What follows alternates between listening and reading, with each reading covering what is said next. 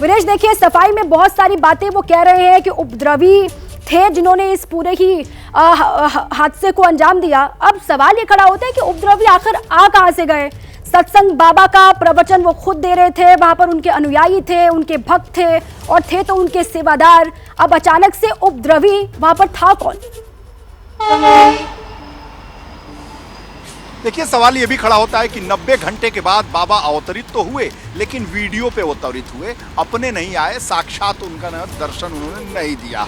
और ऐसे में सवाल ये भी है कि अगर बाबा इस तरह की स्क्रिप्टेड बात कर रहे हैं तो लगता है कि उसके पीछे कोई है।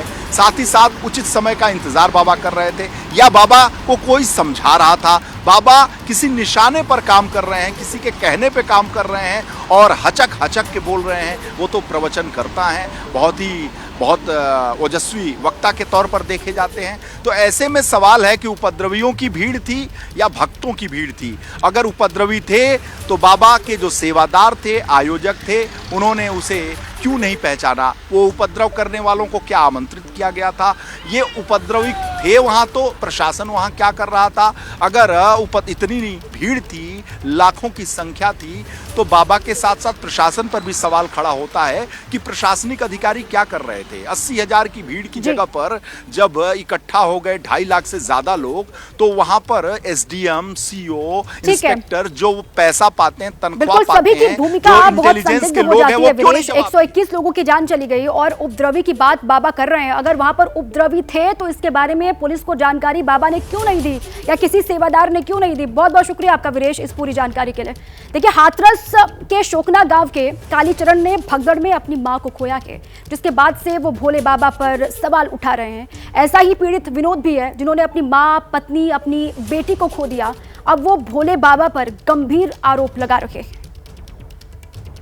कुछ नहीं है, ऐसा कोई बात नहीं है। नहीं कोई बाबा का आदमी आया हो, ना कोई आदमी का कोई आया बाबा का। कोई कैसी भी चर्चा नहीं है बाबा की आने की। कोई चीज हमारे पास कोई आया नहीं है। वैसे पत्रकार वगैरह, विधायक वगैरह जे लोग आए बस हमारे पास, और नहीं आए कोई। तो बाबा के यहाँ से कोई भी उनका संगत का नहीं पहुंचा? कोई नहीं पहुंचा, नहीं कोई आया। अभी तक कोई नहीं आया। 4-5 दिन है तब से किसी ने नौनी की बाबा के संगत वालों ने कि वहां पे चल के देखे क्या हुआ, क्या नहीं हुआ है, कैसे क्या है। कोई पता निशान कोई नहीं है। कौन से बाबा?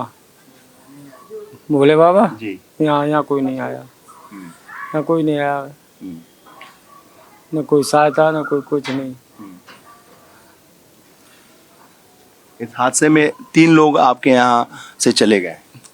मेरी माँ जयमंती नाम है, मेरी घरवाली राजकुमारी नाम है, मेरी लड़की है 8-9 साल की भूमि।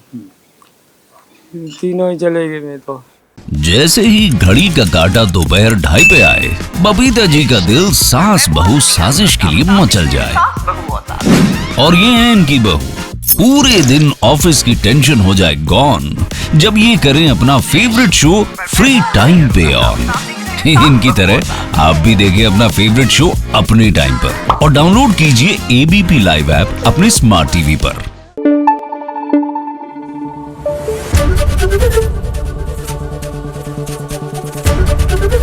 एबीपी न्यूज आपको रखे आगे।